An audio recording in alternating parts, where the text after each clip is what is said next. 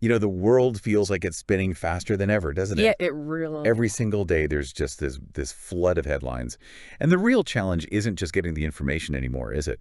It's knowing what actually matters. Uh-huh. Cutting through the noise. Exactly. Cutting through Yeah. that constant noise to feel like you're actually, well-informed. Precisely. And that is exactly the mission for you with this deep dive. We've sifted through a whole stack of the latest reports, news articles, research, all from just the last 24 hours, basically. Okay.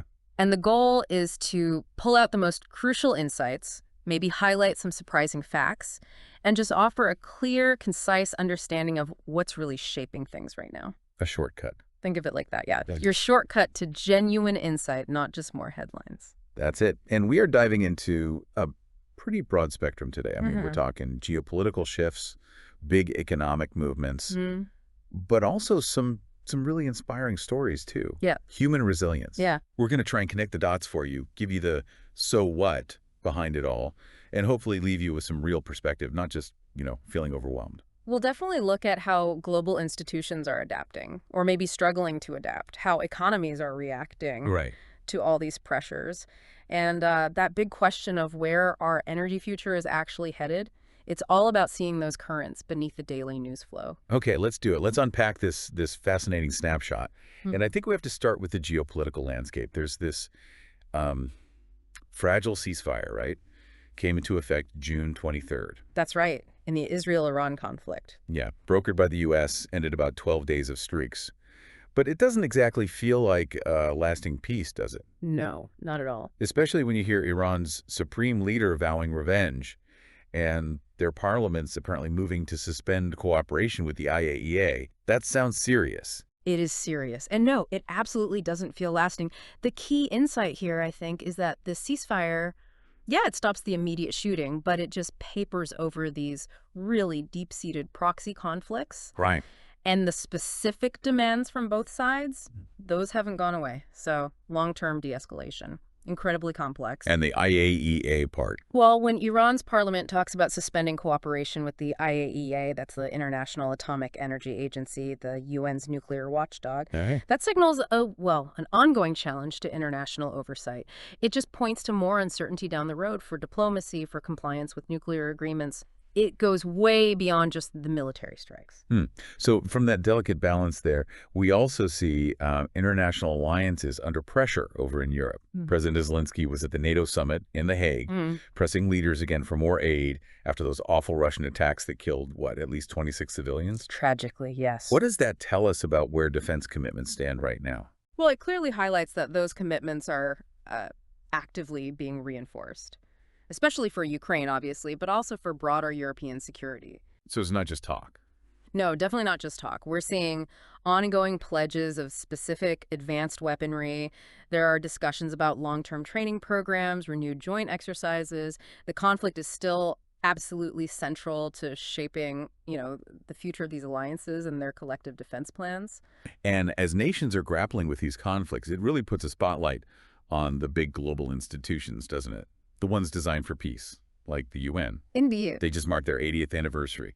But it sounds like the celebrations were a bit muted, overshadowed by some pretty significant criticism. That's a fair way to put it. The UN's 80th really brings into focus these growing calls for Security Council reform. That's the big one. Ah, the permanent members, the veto power, that whole thing. Exactly. The debate around expanding permanent membership to better reflect, today's global power dynamics, not 1945's.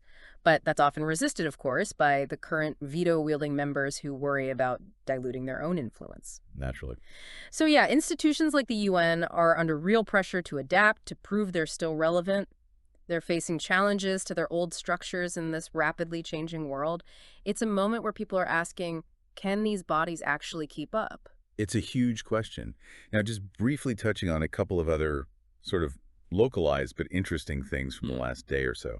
In South Africa, a court blocked the burial of former Zambian President Edgar Lungu on the day of the funeral. Yeah, apparently due to a family dispute. Quite dramatic timing. Very. And then in North Korea, Kim Jong-un opened a new tourist resort on the East Coast. Right. Aimed at boosting tourism, though, notably not yet accessible to foreigners. Interesting. Just goes to show how unexpected things can pop up, even in places we think of as, tightly controlled. Absolutely. Okay, so these geopolitical shifts, they always ripple through the economy. And we've got some pretty big business news about the future of work. Ford. Oh, yes, Ford. Mandating a 4-day office week for most of its white-collar workers, explicitly to boost engagement. Feels like a major swing back towards the office, doesn't it? After all the remote work trends. It is a significant move, yeah.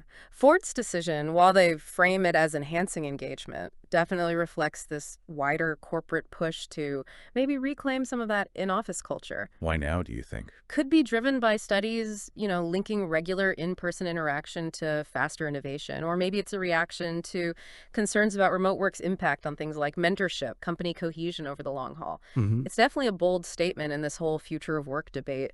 Other big companies will be watching this one very closely, I'm sure. No doubt. And interestingly, despite those Middle East tensions we just talked about, global markets actually seemed pretty resilient yesterday. They bounced back after earlier gains. They did show surprising resilience, yeah. Markets like the S&P 500 recovered about, 0.8%. Right. But the U.S. dollar softened against other major currencies. Yeah. What was behind that specifically, if the broader market was stable? Well, that dollar dip, even with market recovery, it reflects some underlying jitters. I think particularly investor concerns about potential renewed trade protectionism, hinted at in some recent political rhetoric. Plus, there's a shifting view on the Federal Reserve's interest rate plans after the latest economic data. So it all connects. It shows just how interconnected everything is, absolutely. Even subtle political signals can sway major currencies and the whole trade outlook. Okay, let's switch gears to energy and the environment, because this is where things get really complex, almost contradictory sometimes. It often feels that way. Investment in renewables is surging. Solar and wind capacity up by, 18% last year? That sounds amazing. It's a huge jump, yeah. Yeah. A remarkable increase. But at the same time, global fossil fuel demand also rose. And CO2 emissions rose, it feels like. We're running forwards and backwards at the same time. Is this actually progress? That is the crucial multi-billion-dollar question, isn't it? While yes, global solar and wind capacity surged 18%, reaching a new high around 3,800 gigawatts, the critical challenge remains exactly what you said. Global fossil fuel consumption also went up. By how much? By roughly 1.5%, and that pushed CO2 emissions higher overall, not lower. So it's not a transition yet. Well, some experts are calling it energy stacking rather than a true transition. Basically, the new renewable capacity is being added on top of the existing mix to meet growing global energy demand. It's not yet significantly displacing the carbon-heavy sources at the scale needed. It's a pretty stark reminder that, real climate relief needs deep, immediate cuts in fossil fuels, not just growing renewables alongside them. Wow. Okay. So amidst all these huge, complex global challenges, geopolitics, economics, climate, there are always these stories that just, remind you of the human spirit. Yes, thankfully. Like this Australian guy, Phil Gore, set an insane world record, ran 119 laps of a 6.7-kilometer circuit in 5 days.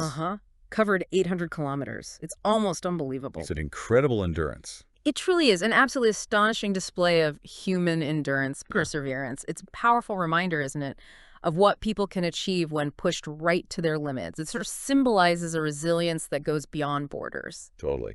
And then there's another story, an Indian traveler stranded for 12 days during that Iran-Israel conflict we talked about. Right. And they apparently recounted these amazing stories of just local compassion, help from strangers, before finally getting home. Incredible. Just a powerful narrative about human connection, Sure. Cutting right through the chaos of a crisis. Indeed. And what stories like those really highlight is how even in the thick of these huge global situations, tensions, energy shifts, market swings, these individual acts of just sheer willpower or kindness or basic humanity, they can cut through. Yeah. They offer such a vital counterpoint, I think, to the bigger, often impersonal geopolitical and economic narratives we've been discussing. So as you've just heard, this deep dive has really tried to synthesize an incredible range of events for you, offering hopefully a concise but still thorough understanding of the current global landscape, those underlying currents.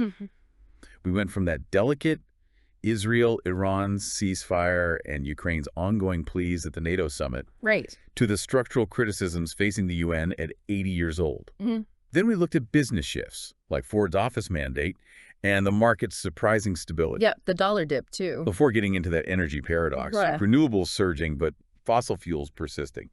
And finally, ending with that incredible human spirit, the Aussie runner and the stranded Indian traveler finding compassion. We really have covered a lot of ground. And it shows, doesn't it, how these seemingly separate events are all just threads in this bigger tapestry of our interconnected world. Each one reveals something about where we are right now. Definitely. And as you reflect on all of this global stage we just explored, where international institutions are grappling with their relevance, conflicts pause, but the tensions absolutely remain. Our energy future hangs in the balance.